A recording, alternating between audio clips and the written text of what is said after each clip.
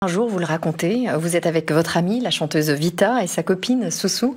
Vous dites que vous avez une révélation. Pour la première fois de ma vie, effectivement, je prie. Donc je suis Soussou, qui est en prière, et je me prosterne. Et j'ai le front posé au sol. Et à ce moment-là, je suis convaincue que je suis à l'endroit où je dois être pour pouvoir parler à mon Seigneur. Voilà, c'est vraiment comme ça que je l'ai vécu. Et surtout, je me suis sentie écoutée. Et j'ai senti que j'avais besoin de réitérer ça. Vous étiez croyante déjà? Oui, j'étais croyante. Moi, j'ai été communiée, confirmée, baptisée. J'ai été élevée par une maman, on va dire, catholique. Même si elle parlait pas beaucoup de religion, mais mes grands-parents, oui, m'ont élevée. Et ma grand-mère était une érudite chrétienne. Ils m'ont beaucoup, en fait, pareil, éveillée à la spiritualité, à la foi. Et alors pourquoi l'islam?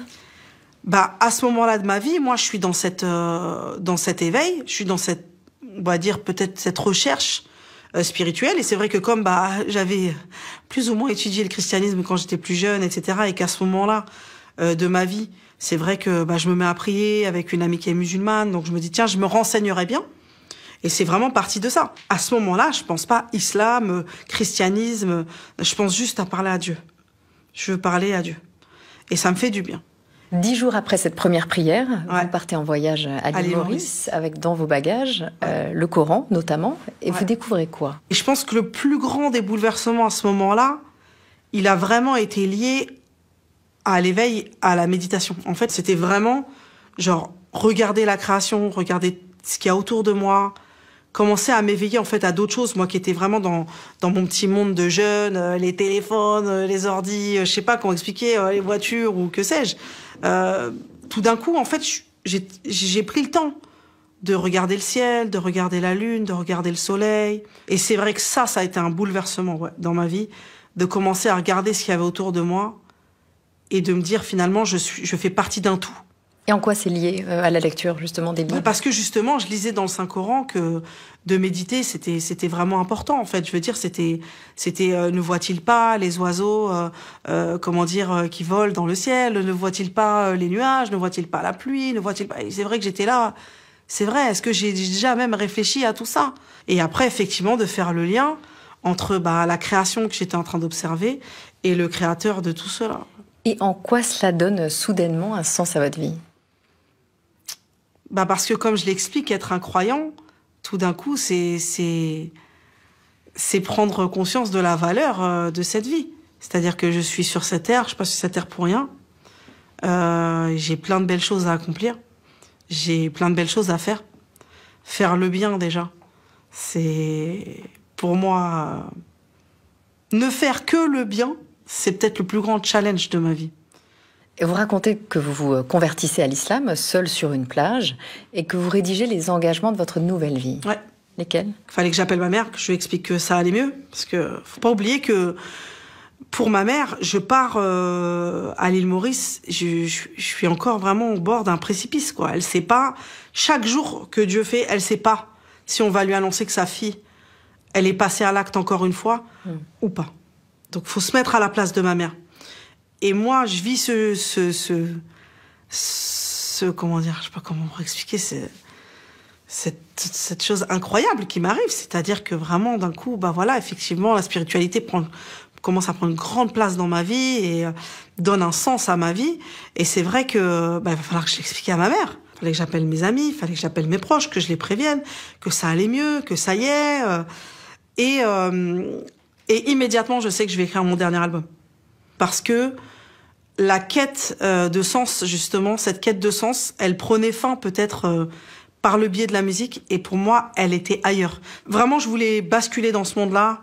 Et comme je vous disais encore une fois, cette quête, c'était vouloir faire le bien auprès de ceux qui en ont le plus besoin, quoi. Donc vous rédigez ces engagements de votre nouvelle vie. Mais pourquoi choisir de vous voiler, de couvrir tout votre corps? Je sais que c'est une étape que j'aimerais bien franchir.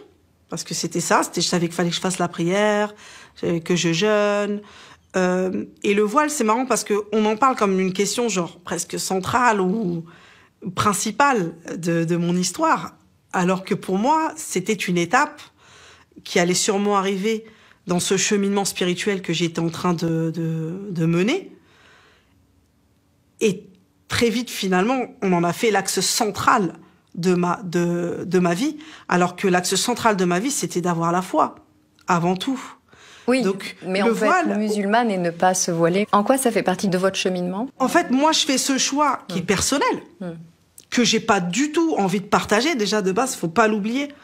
De base, on m'a imposé d'en parler, puisqu'on m'a imposé de me montrer comme ça devant tout le monde. Et à ce moment-là de ma vie, j'étais pas prête à le faire. À l'époque, des photos volées, publiées dans Paris Match, vont faire scandale. Vous sortez d'une mosquée, la France entière découvre que l'icône du rap s'est voilée. Comment vivez-vous cette déflagration? C'est pas tant soit peu le fait qu'on le vole, cet instant. Puisque bon, j'avais un peu l'habitude d'être tout le temps prise à partie par les paparazzis, etc. Ça faisait partie de ma vie, hein, d'être épiée. Mais ce qui a été dur, c'est qu'ensuite on m'accuse. Voilà, on m'a accusé de m'afficher comme ça, de prôner cela. Que les choses soient claires, moi, j'ai rien prôné, j'ai rien affiché. C'est vous qui avez pris cette photo et qui l'avez placardée partout. Moi, je suis juste allée tranquillement me recueillir dans un lieu de culte, quoi. On assiste à une avalanche de réactions parce que certains voient en vous une femme endoctrinée par son mari. Bah déjà, c'est des mensonges. Moi, quand je me convertis à l'île Maurice, je suis une femme célibataire qui se convertit seule sur une plage. Je me sens coupable. Mais de quoi, finalement? Coupable d'avoir choisi la fille plutôt que la mort. Coupable d'être vivante, c'est ça? Et si j'avais pris un flingue? Si j'avais vidé la seringue? Serais-je devenu un héros? Je me pose la question. La question du voile, elle est tellement complexe parce que moi, je voyage beaucoup, si vous voulez. Donc, dans d'autres pays du monde, c'est pas central, d'accord? Quand on parle d'une musulmane, on parle pas que du voile. Et d'ailleurs, je ne suis pas qu'un voile. Je suis une femme. Je suis pas qu'une femme voilée. Je suis une femme. Comme toutes les femmes, j'ai fait ce choix de me couvrir. Mais je ne suis pas, je trouve ça injuste, des fois qu'on demande aux femmes voilées de porter tout ce qui se passe dans le monde. Mais je remercie Dieu de m'avoir mis dans une famille comme la mienne. Parce que je n'ai jamais vécu, je n'ai jamais pu imaginer que ce serait un tel sujet de débat ou de, comment dire, de conflit même, j'ai l'impression, entre des gens. Chez moi, ma mère, elle n'a jamais eu de problème avec ça. Mon père, il n'a jamais eu de problème avec ça. Je veux dire, enfin, c'est un non-sujet chez nous. C'est ça qui est très compliqué. Donc moi, on me demande d'en faire un sujet central de ma vie, alors que de base, c'était un sujet, oui, bien sûr. Je comprends que ça interpelle ma propre mère. Je veux dire, ma propre mère, elle a vu sa fille se couvrir, etc. C'est normal. Et l'interrogation, je peux même la comprendre. Mais on peut discuter, on peut échanger, on peut apprendre à se connaître. Tout d'un coup, non.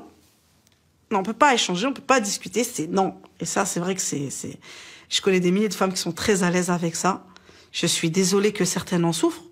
Mais nous, en tout cas celles qui avons décidé de le porter par conviction, on va dire, spirituelle, on vit pas les choses comme peut-être certains peuvent le penser. À l'époque, vous voir voilée choque aussi parce que dans votre rap, il y avait le symbole d'une libération de la femme.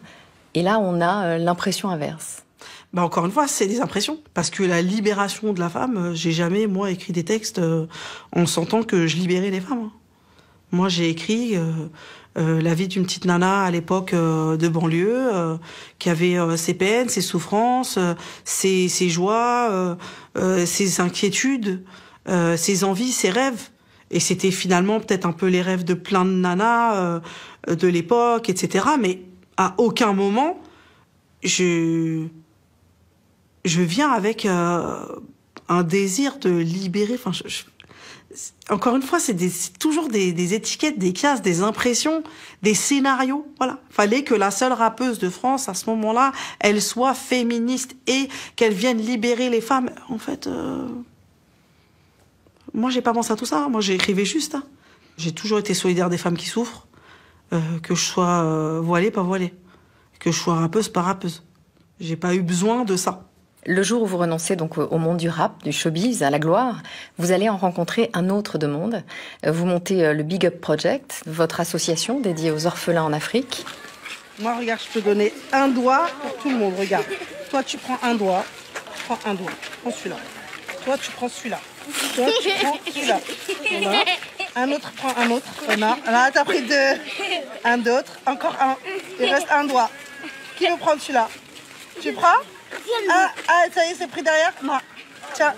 Là, vous avez l'impression que votre vie a un sens? Je dirais pas que c'est ça qui a donné un sens à ma vie.